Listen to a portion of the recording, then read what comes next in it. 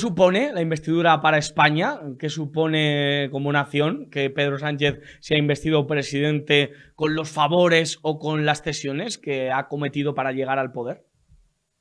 A ver, Pedro Sánchez, es decir, Puigdemont y Pedro Sánchez se utilizan mutuamente.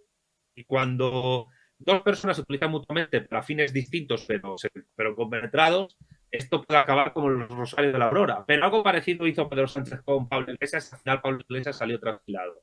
Yo entiendo que, yo por eso desde mi posición política, pues nosotros en Vanguardia Española estamos en contra del PSOE por eso, porque el PSOE es un partido que rompe la caja única de la seguridad social, rompe la hucha de las pensiones, rompe el territorio nacional y por tanto rompe el patrimonio histórico y el acceso de los trabajadores a los recursos estratégicos naturales y las materias primas que trabajan, que explotan, y lo hace para profundizar en el proyecto europeo, el proyecto de la Unión Europea, que en este caso sería el proyecto de las euroregiones.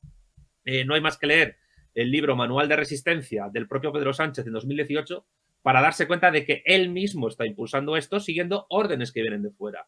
Por tanto, a lo que vamos es a eso, es a partiendo desde la propia Constitución española a una profundización en el modelo confederal. Por eso los que dicen que esto es un golpe a la democracia se equivocan. Esto es un golpe a la nación desde la propia democracia, desde la propia Constitución española, de la ley a la ley. Una Constitución mal redactada, contradictoria y que puede tener una interpretación tanto muy centralista como muy confederalista. Pues sí, la verdad, esa idea me encanta. Ustedes sostienen, y desde Vanguardia Española sostienen, que no es un golpe a la democracia, sino que desde la democracia, utilizando la democracia, llenándose la boca de la democracia, es un golpe contra la nación.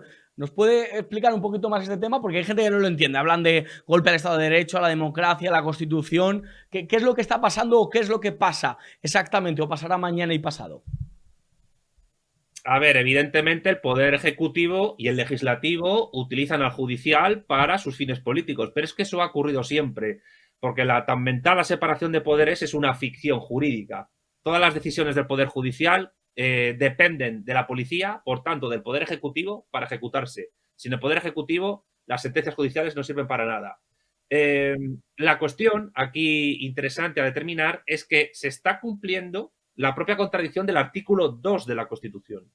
¿Qué dice el artículo 2 de la Constitución? Que sí, que la soberanía nacional se basa en la indisoluble unidad de la nación española, patria común e indivisible de todos los españoles, pero lo que los constitucionalistas, sean progresistas o conservadores, nunca se acuerdan es que en ese mismo artículo después se dice y reconoce y ampara, potencia el reconocimiento de las nacionalidades y regiones que la integran. Como no se define qué nacionalidades son esas y qué regiones son esas, y además se da por hecho que nación y nacionalidad son cosas diferentes cuando es falso, toda nación conlleva una nacionalidad y toda nacionalidad conlleva una nación, a través de los estatutos de autonomía y de la mala redacción del título octavo de la Constitución en lo que respecta a competencias autonómicas, pues cualquier comunidad autónoma se puede definir como nación o como nacionalidad. Y por tanto, en base a esa redacción del artículo 2 de la Constitución, que es contradictoria, a dónde vamos es a una profundización de las propias contradicciones que la Constitución ha establecido. Es decir, que la propia Constitución ampara la disolución de España a la Unión Europea y llegar a un modelo confederal de Estado. Y esto, los constitucionalistas de todos los bandos no se dan cuenta de ello. Que el problema de España, no único, pero uno fundamental, es la propia Constitución española y su chapucera redacción. La verdad que sí, la verdad que habría que reprochar muchísimas cosas en ese sentido. Y no sé si le gusta la terminología de golpe, pero ¿cómo frenar este golpe a la nación española? ¿Qué puede hacer? Decía Lenin aquello de qué hacer, ¿no? En aquel libro. ¿Qué hacer para parar el golpe, para frenar, digamos, estas ansias de Pedro Sánchez, que a lo mejor son simplemente ombliguistas o personales, pero que están llevando al precipicio a la nación española?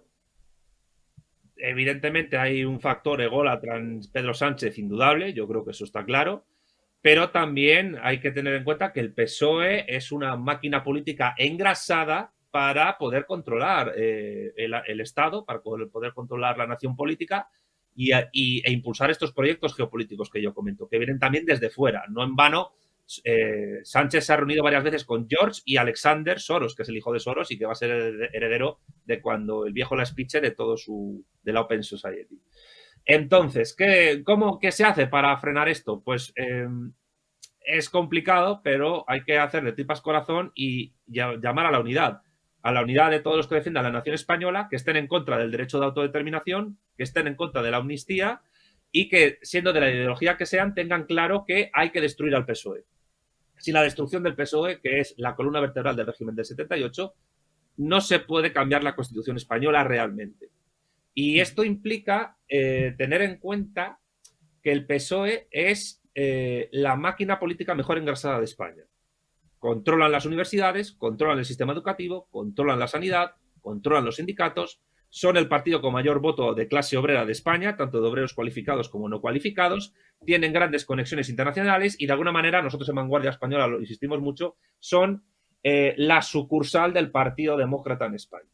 Entonces, si no se tiene en cuenta eso, si no se tiene en cuenta por qué el PSOE existe y qué función tiene y cómo geopolíticamente se instaura el PSOE por lo que es, porque el PSOE es un partido creado por la CIA y por la socialdemocracia alemana a través de la Fundación Friedrich Ebert, primero para impedir que el Partido Comunista de España tuviera presencia electoral después de la dictadura de Franco, y en segundo lugar para poder insertar a España en la División Internacional del Trabajo mediante nuestra desindustrialización. Es decir, que fue el PSOE el que liberalizó 51 empresas estatales franquistas, que fue la que nos dio músculo industrial y nos metió entre las 10 primeras potencias industriales del mundo en los años 70. Sin el PSOE todo esto no se hubiera hecho. Por tanto, o se tiene claro quién es el enemigo o no hay nada que hacer.